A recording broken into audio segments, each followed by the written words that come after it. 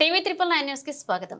మంత్రాలయం జై శ్రీరామ్ ఫౌండేషన్ ఆధ్వర్యంలో పీఠాధిపతి సులనేంద్ర తీర్థ శ్రీపాద భారతి టీవీ 999 కొత్త బాలరాజు గౌడ్ తో మాట్లాడుతూ మంత్రాలయం శ్రీరామచంద్రుడి విగ్రహం 108 అడుగుల ఎత్తుతో విగ్రహం ఏర్పాటు చేశామని, శ్రీ రాఘవేంద్ర స్వామికి శ్రీరామచంద్ర స్వామి దేవుడు ఆరాధ్య దేవుడు శ్రీరామచంద్ర స్వామి ప్రధాని నరేంద్ర మోదీ హృదయంతో చిరస్థాయిగా నిలిచిపోయారు. నరేంద్ర మోదీ శ్రీరామచంద్ర స్వామి దయ వల్ల మూడవసారి కాషాయం జెండా ఎగరవేసి ప్రధానిగా ప్రమాణ స్వీకారం చేయబోతున్నాడని ఆశాభావాన్ని వ్యక్తం చేశారు.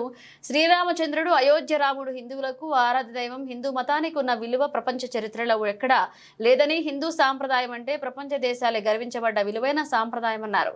టీవీ 999 జర్నలిస్ట్ కొత్త బాలరాజు గౌడ్. జై శ్రీరామ్.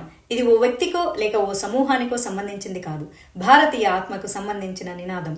ప్రతి వాళ్ళు తమ వాడిగా భావించుకునే అరుదైన దేవుడిగా కీర్తించడం సర్వసాధారణం.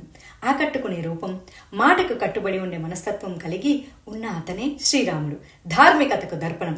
140 కోట్ల మందికి పైగా ఉన్న ఈ సమున్నత భారతావనిలో 90% పైగా ప్రజానికం జై శ్రీరామ్ అంటూ నినదిస్తున్నారు, తమ దేవుడిగా ఆరాధిస్తున్నారు.